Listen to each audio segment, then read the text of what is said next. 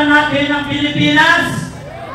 Browner, mahal mo ba ang Pilipinas? General Nartates, mahal mo ba ang Pilipinas? Pres, kung mahal ninyo ang Pilipinas, sumama kayo, mag-isa kayo sa panawagan ng taong bayan. Pakinggan ninyo ang boses ng ordinaryong Pilipino na sumisigaw na tama na, wakasan na ang korupsyon na nangyayari sa ating bansa. Ang sabi nila, pag nasigaw daw tayo ng Marcos resign, ikukulong tayo. Ang sagot ko, tayo ba ang nagnakaw? Sino ang dapat ikulong? Ang magnanakaw. Hindi tayo nagdi-destabilize ng bansa. Ang tunay na sumisira ng bansa natin ay walang iba kung hindi ang mga politikong magnanakaw. Napatuloy na pinoprotektahan ng mga nakaupo sa gobyerno. Tandaan po natin, ang ating panawagan ay wakasan ang korupsyon at hindi tayo mapipigilan sumigaw ng Marcos resign! Marcos resign! Marcos resign! Sapagkat mula pa noong September 15 ay yan na po ang aming panawagan. Hanggang ngayon, hindi pa kami umuwi, magdadalawang buwan na. Hindi kami uuwi hanggat walang bumababa. Hindi kami uuwi hanggat walang nakukulong na politikong magnanakaw. Dahil ang mga politikong magnanakaw na yan, wala nang ginawa kundi pahirapan ang katulad natin mga ordinaryong Pilipino. Habang ang mga kamag-anak nila ay wala nang ginawa kundi magpayaman na magpayaman.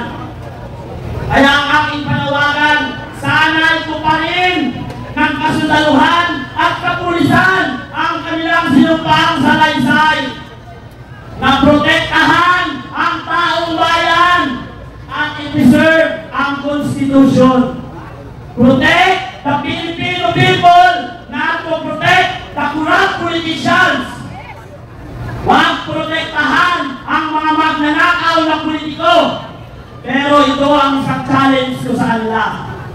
Kung hindi ninyo kayang kapanan ang inyong sinumpang salaysay, bumaba kayo at hayaan ninyo ang mga ordinaryong Pilipino na magpanagot sa mga magnanakaw na politiko. Sapagkat tayo, taxes natin ang kanilang kinakain, sinisweldo.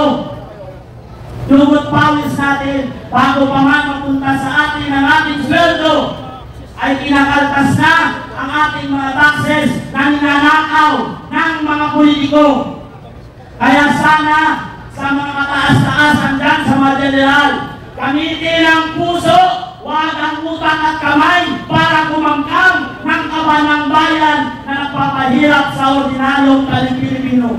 Panindigan ninyo, pakita ninyo ang tapang ninyo sa pagmamahal sa inang bayan, huwag sa pagmamahal sa kaban ng bayan. Yun lamang po, maraming salamat at mabuhay ang bansang maisog. Maraming salamat po, Kuya Benj. Maraming salamat po. Thank you, Kuya Benj. Siya po ang hakbang ng isog. Hakbang ng maisog. Yan, maraming salamat po. Siyempre, i-welcome din natin at mag-hello din tayo sa ating mga vloggers. Kaya itong mga nasa harapan natin lahat ng mga vloggers. Yes, hello vloggers! Siguro, medyo nahihirapan yung koleksyon ninyo. Importante, magkakasama po tayo lahat ngayong araw na to. Tara! Magkakasama tayo mga Pilipino! Hey! Hey! Yan! Yan! Ngayon, palakpakan po natin. Brother! Buusa! Sulaiman! Hello po, alhamdulillah wa bihi nasta'in wa ba'd. Assalamualaikum warahmatullahi taala wabarakatuh sa mga kapatid nating Muslim. Magandang hapon po sa mga sambayanang Pilipino po. Ako po ay isang abangsador mula sa Farmers Representative po ng BARM, Council of Leader po sa Mindanao. Bilang magsasaka po, ang sa amin po mga magsasaka, ipinapaabot natin sa sambayanang Pilipino ang hinahin natin na tayo ay mga magsasaka. Hirap na tayo. Lubog na tayo sa baha. Andyan pa yung korupsyon. Lubog na rin tayo sa utang. Ang dahilan na hindi kami makakabangon. Mga anak namin, nahihirapan sila sa pag-aaral nila. Kaya dinanakaw pa ang kaban ng bayan na ilang tao lang ang nakikinabang. Mga kapatid ko, sambayan ng Pilipino at mga kasandarawan at mga kapulisan natin ay kayo ay hindi namin kalaban. Hindi namin kayo kalaban, bagkus kayo ay kakampi namin dahil nanumpa kayo na ipagtanggol ninyo ang karapatan ng bawat Pilipino, ipagtanggol ninyo ang batas ng Pilipinas, ipagtanggol ninyo ang sovereignty ng Pilipinas. Sana po, ito ng panahon, takpin ninyo, hulihin ninyo, ikulong ninyo ang mga magnanakaw dahil kayo ang binigyan ng otoridad upang takpin sila, papanagutin sa batas dahil yan ang tungkulin na pinanunumpaan ninyo bilang mga sundalo at alagad ng batas. Mga kapatid, sawang-sawa na kami, hirap na kami sa pagtatanim ng palay, pagtatanim ng niyog, mga gulayan, upang makabili kami ng mga pagkain na ibita para makabayad din kami ng mga taksis na siya na ang ginagamit ng ating pamahalaan. Ngayon ninanakaw lang. Tingnan ninyo ang flood control. Yan ang dahilan kung bakit lumubog ang mga sakahan namin. Dahil sa mga proyekto na hindi standard kundi substandard, ninanakaw pa ang kaban ng bayan. Mga kapatid, kung tayo'y gusto natin ang pagbabago, magkakaisa tayo, magtulungan tayo, iaawon natin ang Pilipinas sa pamagitan ng batas natin, sa pamagitan ng ating kasundaluhan at kapulisan. Kayo ay natahanay ng tama, kayo ay nagpapatawad ng batas. Tulungan ninyo ang sambayan ng Pilipinas, tulungan ng Pilipinas upang makaahon sa kahirapan dahil kayo ang sinasandalan ng sambayanan. At magandang hapon po, maraming salamat sa inyong lahat. KOCC! Muslim, Kristiyano, Katoliko, ang ibig sabihin tayo lahat ay iba talaga ang mga Pilipino dahil nakapag-nasa live stream tayo. Maraming salamat and magandang araw po sa inyo. Assalamualaikum warahmatullahi ta'ala wabarakatuhu.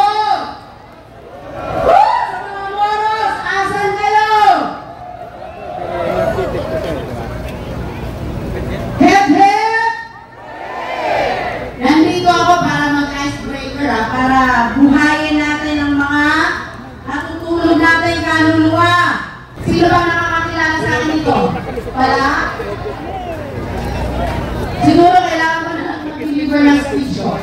Anyway, ladies and gentlemen, ako po si Queenie Eyat. Naging instant celebrity ako dahil sa aking community paglaban, korupsyon. Tama yan! Tama!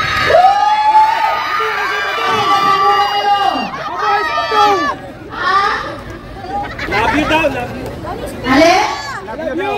Oh, love you too! Love you po! Kahapon po, galing akong Divisoria bago ako pumunta dito. Ang nasakyan kong sasakyan ay Grab, naging matindi yung pagpapalitan namin ng conversation. Kasi sinabihan pa naman ako na, bakit hindi nyo kasi hinihintay mawala or makagraduate ang ating Pangulo? Walang patutunguhan itong ginagawa nyo. Imagine nyo, kulang na lang ipupuin ko ng martilyo kung kanina. Ayaw ka na lang makipag-away kasi baka dalhin ako sa ibang lugar. Sinabihan pa naman ako sa ko, okay na tayo kikilos pag nabili na tayo ng Amerika at China. Kailan ba nauubos na ang pondo ng Pilipinas na pupunta sa iilang mga tao ang kaban ng bayan?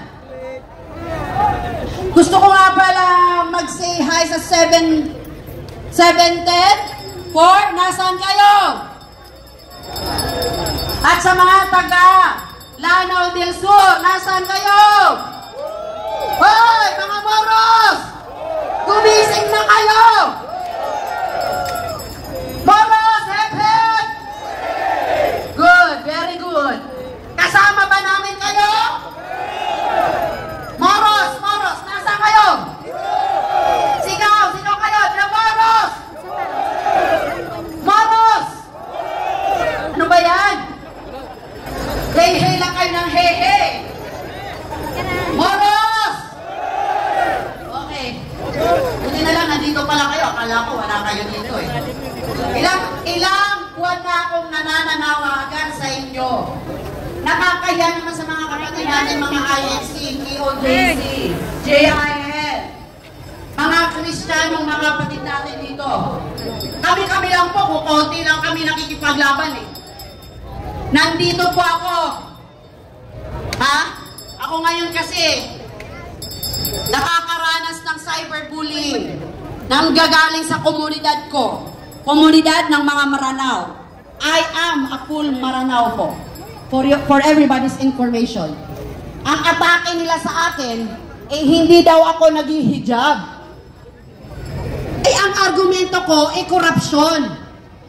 Hindi ang problema ng bayang Pilipinas is yung hijab ko. Anong kinalaman ng hijab ko sa korupsyon?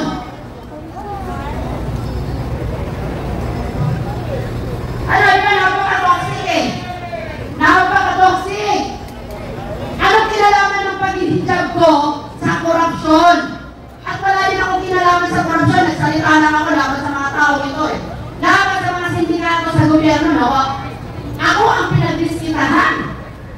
Pero sinabi ko na lang sa sarili ko, okay na, good and bad publicity is still publicity.